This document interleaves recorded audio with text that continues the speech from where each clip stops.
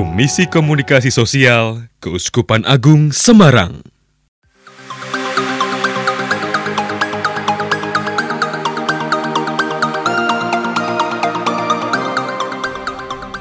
Saudari-saudara, Bapak, Ibu, dan anak-anakku yang terkasih dalam Kristus, berkat dalam dan selamat berjumpa kembali.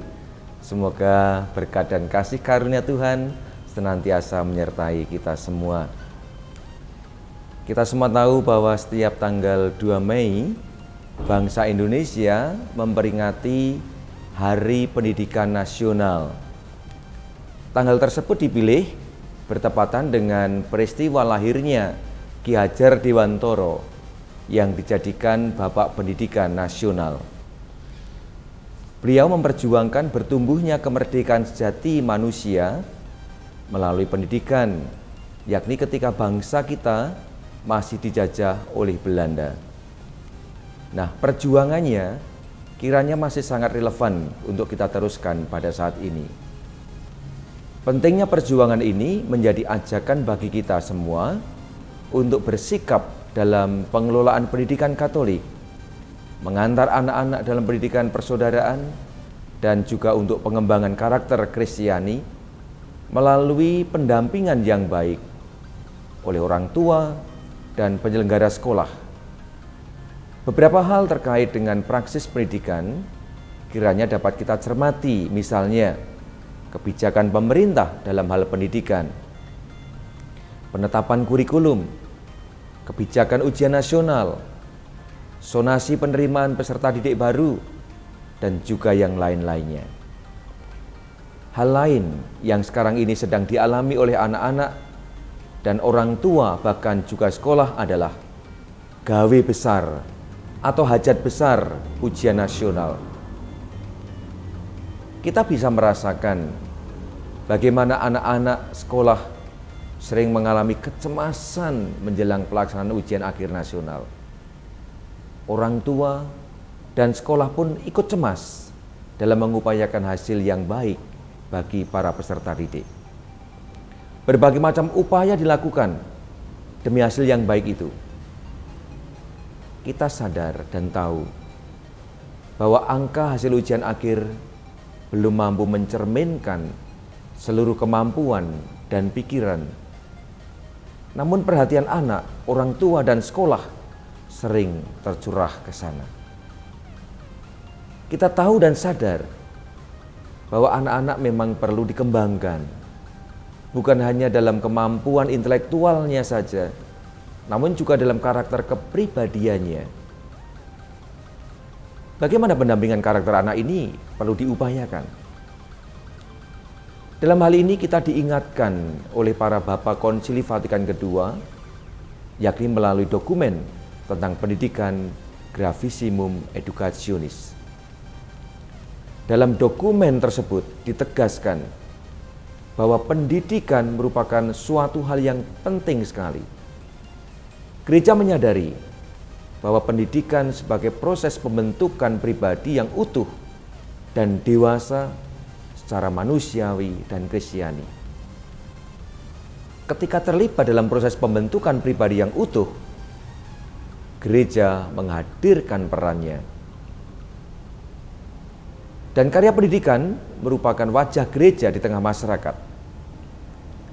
Nah, pertanyaannya adalah bagaimana peran ini dilaksanakan? Gereja menegaskan bahwa semua umat beriman, kita semua bertanggung jawab dalam pelaksanaannya. Namun tetap harus kita catat bahwa pendidik pertama dan utama adalah orang tua dan keluarga. Kanon 1136 dari Kitab Hukum Kanonik menyatakan bahwa orang tua mempunyai kewajiban yang sangat berat dan hak primer untuk sekuat tenaga mengusahakan pendidikan anak, baik fisik, sosial dan kultural, maupun moral dan religius. Karena itu semua atau seluruh orang tua dan anggota keluarga memiliki peran yang sangat penting dalam pendampingan dan pendidikan anak-anak, termasuk dalam hal agama atau iman, kemanusiaan, dan kebudayaan.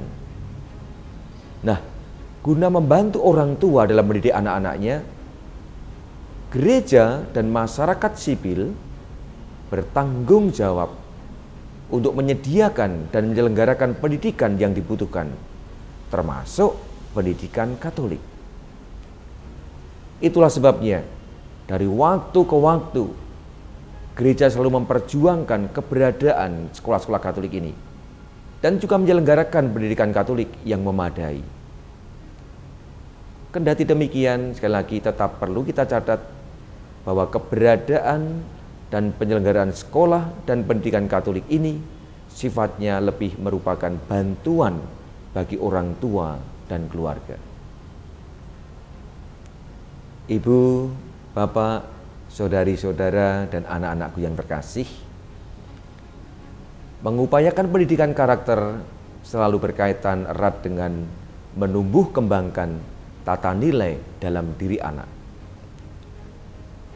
Proses pertumbuhan ini bukanlah instan, tetapi perlu waktu yang panjang. Karena itu harus dilakukan bukan hanya melalui lembaga pendidikan formal atau sekolah, tetapi juga keluarga, lingkungan, gereja, maupun juga masyarakat. Kita meyakini bahwa nilai-nilai Kristiani, misalnya kasih persaudaraan, berperan penting dalam pembentukan karakter anak-anak bangsa kita ini. Apalagi untuk situasi sekarang ini, di mana kebinekaan dan persaudaraan antar sesama warga bangsa dikoyak oleh sikap intoleran dan sikap ingin menyingkirkan mereka yang berbeda dari kita. Pendidikan dalam bingkai kasih persaudaraan perlu terus dihidupkan dan dicarikan perwujudannya melalui proses pembelajaran dan suasana sehari-hari di sekolah. Karena itu kerjasama dengan orang tua, tokoh masyarakat, dan pemuka agama lain melalui serawung hidup bersama, hidup bertetangga dengan lingkungan sekitar di mana sekolah berada, perlu untuk dicari dan ditemukan perwujudannya.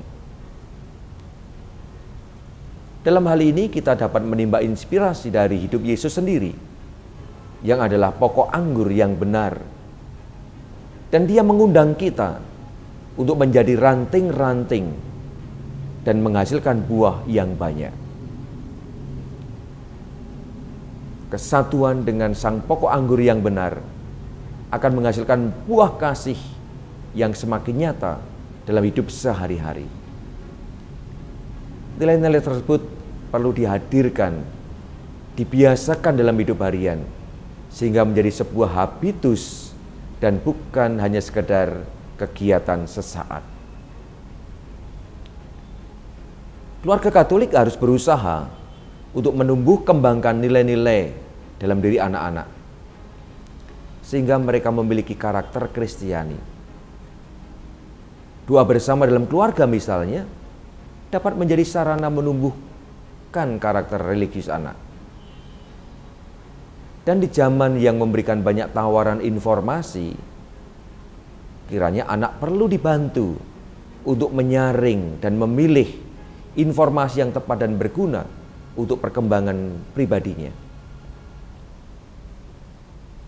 Kehadiran orang tua mendampingi anak merupakan kebutuhan yang penting dan mendesak sekali.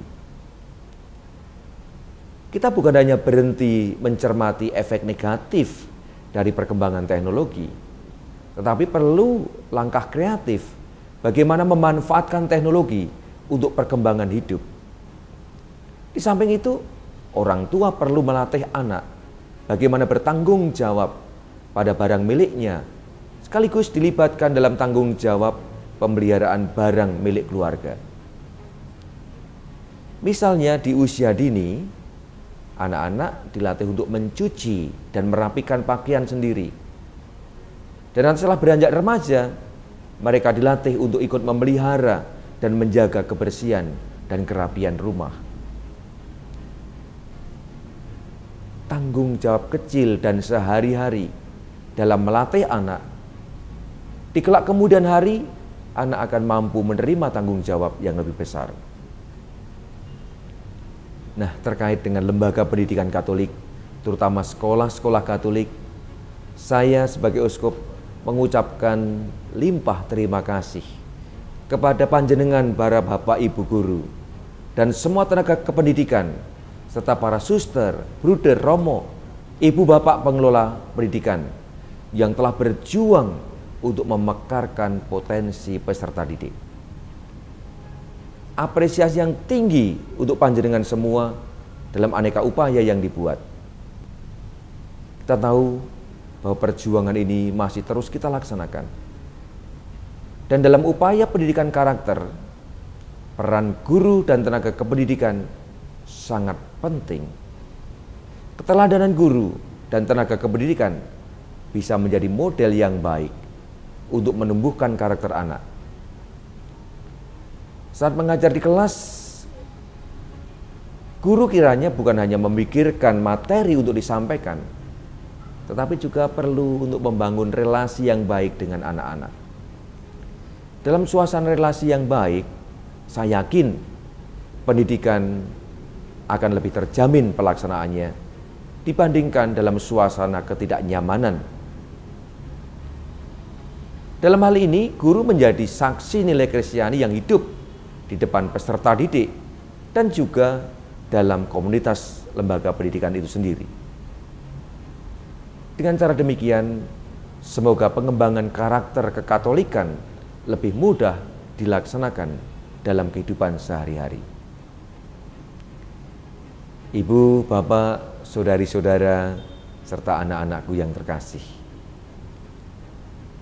Gereja di Indonesia, khususnya juga di wilayah Gerejawi Keuskupan Agung Semarang, di keuskupan kita, telah terjadi penurunan jumlah peserta didik sekolah Katolik. Dan terasa sekali semakin banyak sekolah Katolik yang harus berjuang untuk sekedar dapat tetap hidup. Nah, menyadari situasi ini, melalui nota pastoral tentang pendidikan tahun 2009, Konferensi Para Uskup atau KWI mengajak semua pihak untuk bergerak dan peduli pada lembaga pendidikan Katolik. Di keuskupan kita sendiri telah ditumbuhkan yang namanya tim peduli pendidikan di keempat kevikepan yang kita punya. Gerakan kepedulian ini terus dikembangkan, bukan hanya karena kondisi sebagian besar sekolah Katolik yang terpuruk, tetapi terutama karena memang ini menjadi tugas tanggung jawab kita sebagai gereja Katolik. Aneka gerakan solidaritas dan kepedulian yang selama ini sudah berlangsung perlu kita tingkatkan.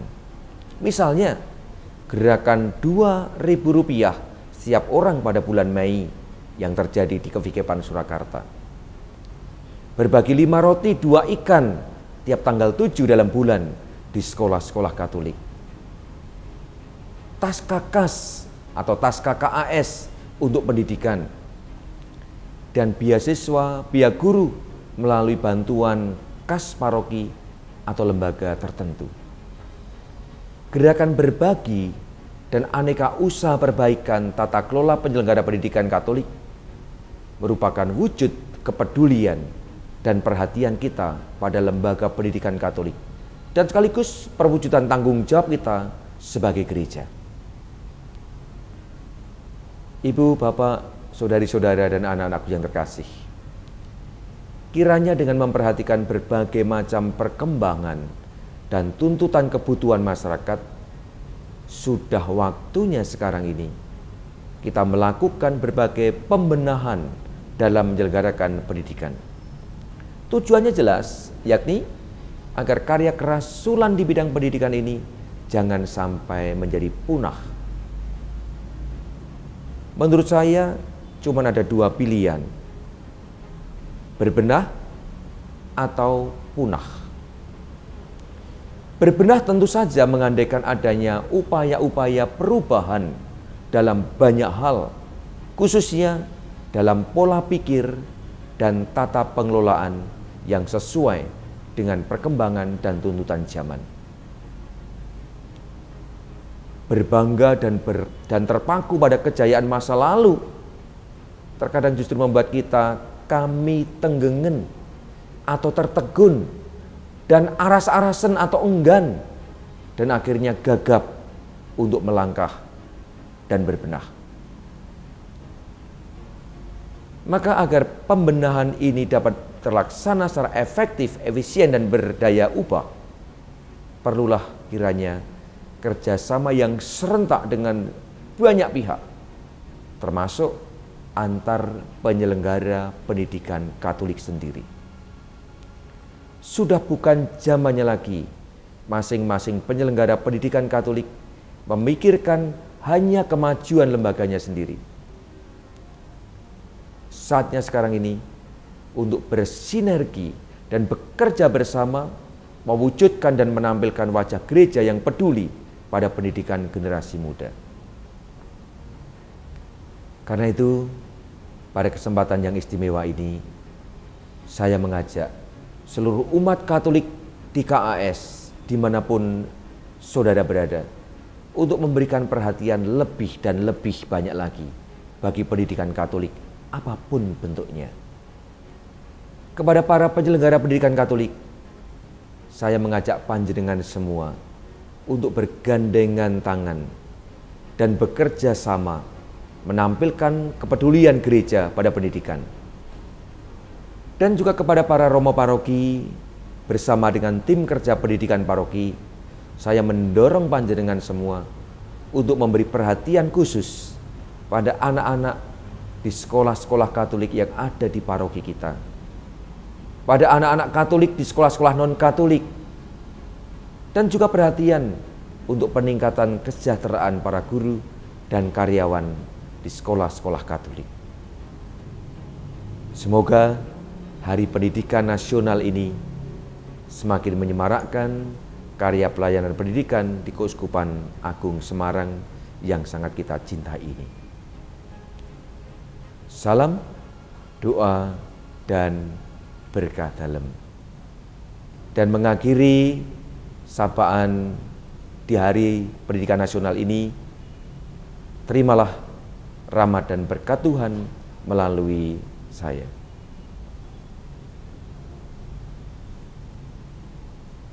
Semoga saudara sekalian dan semua yang bekerja dalam dunia pendidikan serta karya kerasulan kita ini senantiasa dilimpahi oleh berkat Allah yang Maha Kuasa, Bapa dan Putera dan Roh Kudus.